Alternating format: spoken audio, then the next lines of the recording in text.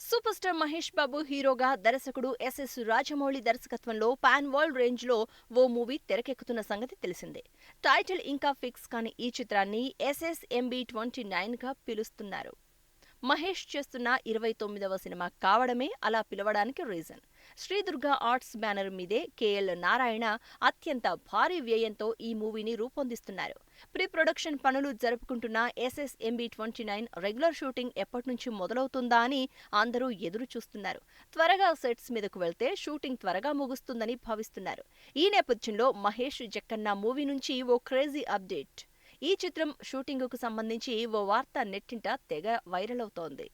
మహేష్ తో చేయబోయే movie regular shooting ను ఓ స్పెషల్ డే నాడు స్టార్ట్ చేయాలని దర్శకుడు రాజమౌళి ఫిక్స్ అయ్యారట.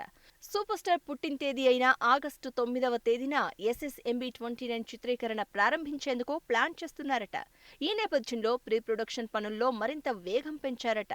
నటీనటులు, టెక్నీషియన్ల ఎంపిక, shooting locations selection, music sittings ఇలా అన్నింటినీ ఆగస్టులోపే పూర్తి చేయాలని జక్కన్న డిసైడ్ అయ్యారట. స్టోరీ, స్క్రిప్ట్ లాక్ అయ్యాయి కాబట్టి డైలాగ్స్ ను కూడా రెడీ చేయించినట్లు వినికిడి. ప్రీ ప్రొడక్షన్ వర్క్ ను స్పీడ్ గా ఫినిష్ చేసి ఆగస్టు 9th నుండి రెగ్యులర్ షూటింగ్ ను మొదలు పెట్టాలని రాజమౌళి అనుకుంటున్నారని సమాచారం.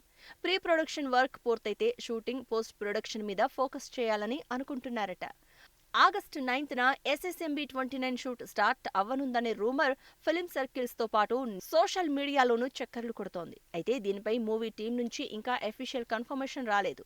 కానీ భారీ సినిమా కావడం, హాలీవుడ్ రేంజ్ లో తెరకెక్కనుండడం, జక్కన్నది క్వాలిటీకి ఇంపార్టెన్స్ ఇచ్చే మైండ్ సెట్ కావడంతో ప్రీ ప్రొడక్షన్ వర్క్స్ కోసం ఆయన ఎక్కువ టైం తీసుకోవడంలో ఆశ్చర్యం లేదని అంతా అంటున్నారు.